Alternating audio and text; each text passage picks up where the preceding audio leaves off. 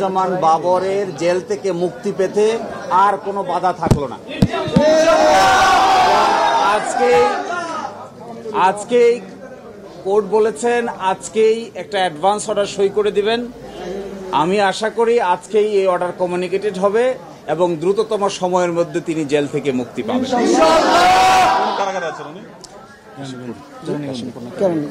তিনি কেরানীগঞ্জ কারাগারে আছেন।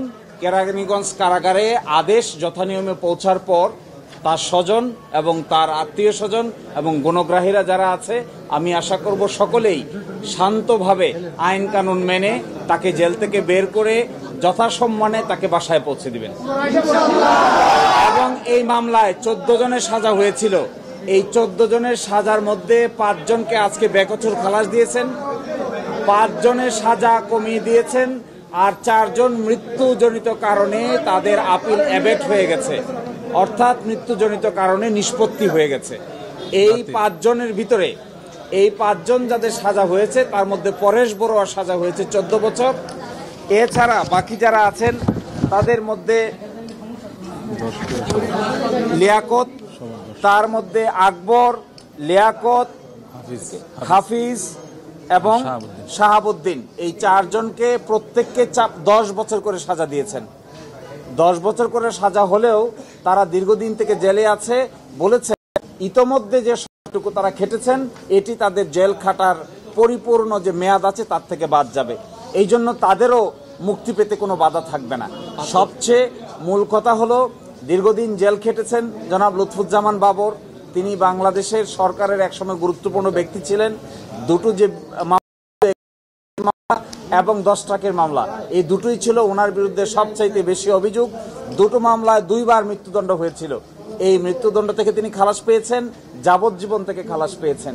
অতঃপর এখন আর জেল থেকে মুক্তি পেতে তার কোনো বাধা থাকবে না।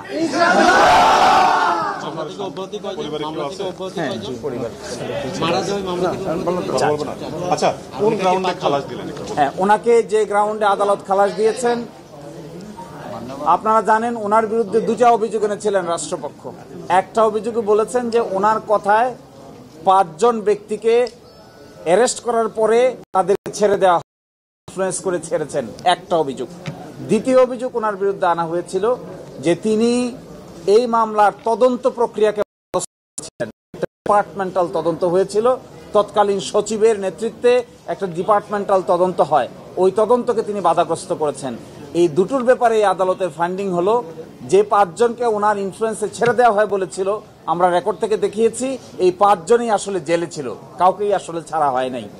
আর যার ইনফ্লুয়েন্সে, ওনার ইনফ্লুয়েন্সে তদন্ত রিপোর্ট পরিবর্তন করা হয়েছিল, এই মর্মে অভিযোগ আনা হয়েছে। সাক্ষীরা এসে পরস্পর বিপরীতধর্মী বক্তব্য দিয়ে বলেছেন, একজন আরেকজনের বিরুদ্ধে বলেছেন যে তদন্ত যে রিপোর্ট সাবমিট করেছেন একজন জানেন আরেকজন জানেনই না, যারা নাকি কমিটির মেম্বার ছিলেন। ফলে এই কন্ট্রাডিক্টরি রিপোর্টগুলো তিনি আমলে নিয়েছেন, 5 জনকে জেলে নিয়েছেন, এই কথারও কোনো সত্যতা খুঁজে পাওয়া যায় নাই। এই জন্যই তাকে সাজা দেওয়া হয়েছে। তিনি জেল থেকে বলেছেন যে তাকে এইভাবে রাজনৈতিকভাবে হেনস্থা করার প্রধান কারণ ছিল তিনি তৎকালীন মাননীয় প্রধানমন্ত্রী বেগম খালেদা জিয়ার বিশ্বস্ত একজন মন্ত্রী ছিলেন। তার আর্গুমেন্ট, তিনি আমাকে জেল থেকে বলেছেন যে সবকিছুর কেন্দ্রবিন্দু ছিল, তিনি খুব অ্যাক্টিভ মিনিস্টার ছিলেন, সব কাজের সঙ্গে জড়িত ছিলেন। এই জন্য তৎকালীন মাননীয় প্রধানমন্ত্রী তাকে অনেক বেশি কাছে কাজ করার ক্ষেত্রে রিলাই করতেন এবং নির্ভর করতেন। এই নির্ভরতার কারণেই তার জীবনে এই দুর্যোগ নেমে এসেছিল। আমরা আশা করব এই দুর্যোগ থেকে তিনি মুক্তি পাচ্ছেন, আবার দেশের জন্য অবদান রাখার সুযোগ তিনি পাবেন।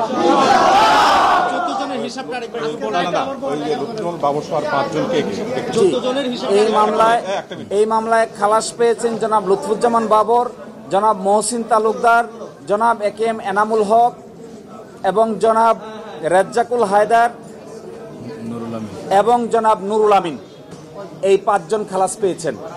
আর এই মামলায় মৃত্যুজনিত কারণে বাতিল হয়েছে আপিল। তিনি হলেন জনাব আব্দুর রহিম, জনাব মতিউর রহমান নিজামী, জনাব দিন মোহাম্মদ, জনাব হাজি আব্দুস সুবান। আর এই মামলায় বাকি 5 জনের পরেশ বড়ুয়া যার সাজা ছিল যাবজ্জীবন, এটি কমে 14 বছর হয়েছে। এর বাইরে আকবর হোসেনের সাজা হয়েছে 10 বছর, লিয়াকত হোসেনের সাজা হয়েছে 10 বছর, হাফিজুর রহমানের সাজা হয়েছে 10 বছর এবং শাহাবুদ্দিনের সাজা হয়েছে 10 বছর। এই সর্বসাকুল্যে 14 জনের বিচারের রায় আজকে ঘোষণা করা হয়েছে। এবং তিনি একটা কথা শুনেন, আজকে ছিল এই কারণে একটা লাস্ট কথা আমরা বলতে চাই। উনিও বলেছেন আমাকে বারবার, একটু ধৈর্য ধরেন প্লিজ, লাস্ট কথা বলতে চাই। উনি বারবার বলেছেন যে ওনাকে 78 দিন রিমান্ডে রাখা হয়েছিল। এই 78 দিন রিমান্ডে রাখা অবস্থায় ওনাকে বারবার রাষ্ট্রপক্ষ চাপ দিয়েছে তিনি যেন তৎকালীন মাননীয় প্রধানমন্ত্রী বেগম খালেদা জিয়ার বিরুদ্ধে জবানবন্দি প্রদান করেন এবং তাকে এইভাবেও প্রেসার